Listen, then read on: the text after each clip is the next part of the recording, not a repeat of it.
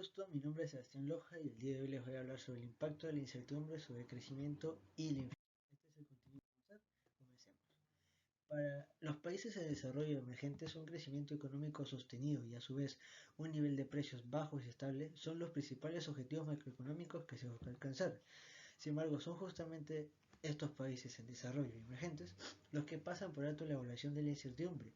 Cuando se evidencia una economía débil, se genera incertidumbre entre los agentes económicos sobre el crecimiento del producto y la inflación, lo cual puede llevar a que se agrave la situación, ya que estas variables que se buscaban vigilar y mantener estables se están desviando de sus valores deseados. Podemos mencionar a Milton Friedman, que argumentaba que lo que importa no es la inflación per se, sino la inflación no anticipada. La incertidumbre inflacionaria distorsiona los precios, mermando el poder informativo de estos para coordinar la actividad económica. Por otro lado, se destacan economistas como Keynes, Bernanke y Pindyck, que argumentan que bajo incertidumbre el crecimiento se reducirá, ya que los agentes reducen sus inversiones. Es evidente que este trabajo abarca un tema de importancia en la macroeconomía, el cual es la respuesta de la economía a la incertidumbre. Primero, con el fin de que la respuesta de la autoridad monetaria pueda tener un impacto adecuado, brinda información sobre la dirección causal entre la incertidumbre y las variables macro que analizamos, que sirve como insumo para los hacedores de política. Asimismo, se busca contribuir con la literatura sobre el tema, ya que hay una falta de consenso en la relación de estas variables. A diferencia del paper base que se elaboró por Saja en 2007, donde ese estudio se realizó en una economía que había registrado altas tasas de inflación histórica, en este estudio se realiza en una economía que ha transitado de hiperinflación a tener una inflación de menos de 2 dígitos. A su vez, la economía nacional tenemos al Banco Central de Reservas como autoridad monetaria, la cual con reglas y políticas se entiende que toma una postura estabilizadora y contrae la inflación. En esa línea, basándonos en la literatura, se busca confirmar la hipótesis de Holland, la cual postula que bajo una autoridad monetaria estabilizadora el impacto de la incertidumbre inflacionaria reducirá la inflación. Las preguntas de investigación son las que siguen. ¿Cuál es el efecto de visión causal entre la incertidumbre y la inflación? ¿Y cuál es el efecto de visión causal entre la incertidumbre y el crecimiento? En este punto, siguiendo la literatura empírica desarrollada hasta la fecha, se propondrá en la economía peruana las principales hipótesis desarrolladas hasta el momento. Una mayor inflación produce incertidumbre inflacionaria, siguiendo a Paul y Friedman. La segunda hipótesis planteada es que el incremento de la incertidumbre inflacionaria tendrá un efecto negativo sobre la inflación para el caso peruano, siendo a Holland. Y finalmente, que la relación entre crecimiento y la incertidumbre real es negativa para el caso peruano. Se destacan economistas como Keynes, Bernanke y Pindyck que hablan de dicha relación. Se tiene como objetivo principal analizar el efecto de la visión causal entre la incertidumbre nominal e inflación y entre la incertidumbre real y crecimiento para el caso de la economía peruana. En adición, corroborar si el comportamiento de la autoridad monetaria es contraria a la inflación. Siguiendo con el marco teórico, seguiremos el modelo propuesto por Boll, el cual se encarga de modelar y formalizar la hipótesis de Friedman, el cual afirma que una mayor inflación genera una mayor incertidumbre inflacionaria. Tenemos dos supuestos fundamentales. El primero es que hay choques exógenos que pueden generar que la inflación sobrepase la meta establecida por el Banco Central, y otro supuesto que se añade es que hay dos tipos de comportamiento que sigue la autoridad monetaria. Bajo esto se busca capturar la incertidumbre. Tenemos un comportamiento contrario a la inflación que ve la inflación como costosa y otro comportamiento que es liberal que ve a la inflación como poco costosa frente al crecimiento. Tenemos en pantalla la función de pérdida de la autoridad liberal, la función de pérdida de la autoridad que es contraria a la inflación y que el Banco Central se enfrenta a una curva de Phillips. Con la ecuación 1 y la ecuación 3 planteamos una función de pérdida para la autoridad liberal en función de la inflación. El equilibrio de problemas se detalla en la siguiente tabla. Si la postura adoptada es contraria a la inflación, entonces la inflación que se busca es la mínima, independiente de la inflación recibida en el periodo anterior. Si la postura es liberal, el resultado depende de si la inflación del periodo anterior superó o no a la inflación meta. Y si la inflación pasada superó a la meta, si tenemos una autoridad contraria, se va a buscar igual una inflación mínima. Pero él tiene como objetivo una inflación más elevada, la autoridad liberal.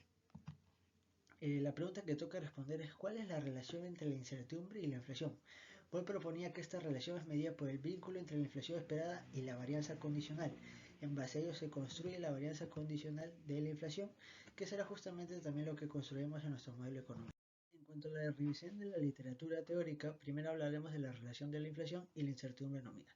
La primera hipótesis de la Freeman-Boll argumenta que la inflación genera costos, uno de ellos es que puede llevar a una respuesta errática a la autoridad monetaria, generando consigo un incremento de la incertidumbre. La segunda es la llamada de Kuckerman-Metzler, la cual habla de una relación que va de la incertidumbre nominal hacia la inflación. Y finalmente tenemos la tercera hipótesis, que es la propuesta por Hoyle en el 95, afirma que hay un efecto negativo de la incertidumbre nominal sobre la inflación, lo cual es consistente con Banco Central estabilizador. En cuanto a la literatura empírica, tenemos el trabajo hecho por Saja en 2007 para la economía bangladés. Como modelo Garch y pruebas de causalidad Granger determina que una inflación elevada como la que ha registrado históricamente Bangladesh conduce a aumentar la incertidumbre inflacionaria, confirmando la hipótesis de Freeman-Boll que les mencioné.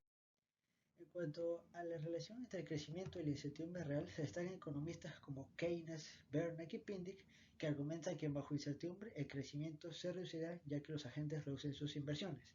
Y por otro lado, refiriendo a una relación positiva, tenemos a Sadmo, Mierman y Ayagari, que comparten la idea del rol relevante que juega el ahorro precautorio en un contexto de incertidumbre. En cuanto a la literatura empírica, se destaca el trabajo hecho por Salton y Ellie en el 2017, el cual analiza esta relación para economías emergentes y desarrolladas. Para economías emergentes, la relación es ambigua; para economías desarrolladas, la relación es positiva y se lo atribuyen al ahorro precautorio. Siguiendo con el contexto, seguiremos el trabajo hecho por Saja en el 2017. Se trabajará con una periodicidad trimestral. Para la inflación se tomará la variación del IPC Lima Metropolitana, mientras que el crecimiento económico se medirá con el porcentaje del aumento del PBI. Ambas variables tomadas del Banco Central de Reservas. Usando modelos Garch obtendremos la incertidumbre de la inflación y la incertidumbre del crecimiento. Luego, en cuanto a hechos estilizados, se destacan dos etapas. Primero, en 1990 se pueden distinguir dos etapas muy marcadas de la economía nacional. El primer semestre del año se evidencia el clima de los desequilibrios macroeconómicos caracterizados por una hiperinflación de casi 7.000% y una disminución del PBI de 5%. Esto lleva a que en el segundo semestre las autoridades del país inician el programa de estabilización. La segunda etapa destacada es el 2008, que a pesar que suscitaba la crisis financiera internacional más severa desde la Gran Depresión, la actividad económica se vio poco afectada. La economía nacional registró un crecimiento más alto de la década y más alto de la región, con un 9,8% según el Banco Central. Por el lado de inflación, sí tenemos que esta salió del rango meta establecido por el Banco Central, influenciado principalmente por el alza de precios internacionales. En cuanto a la estrategia metodológica, vamos a seguir en los estudios de Founta, Hassanov y Omay. Las ecuaciones para el crecimiento del producto y la tasa de inflación son las que vemos en pantalla. Ambas ecuaciones representan un comportamiento autorregresivo. Posteriormente utilizamos el enfoque AGARS para investigar la dinámica de inflación, el crecimiento y sus incertidumbres. Siguiendo a Bahar Malik, la ecuación de la varianza viene dada por la que vemos en pantalla, donde omega, alfa, gamma y beta son los parámetros de varianzas a estimar. El modelo de GART sabemos que alivia la restricción de no negatividad del GART tradicional al tomar el logaritmo de la varianza condicional, que permite que se produzcan efectos positivos y negativos. El siguiente paso es derivar la varianza condicional de crecimiento de la tasa de inflación para averiguar la existencia de causalidad Granger. Se usará la estrategia adoptada por Granger, la cual captura los efectos retardados de las variables de interés, libre de la crítica de potencial negatividad de la varianza.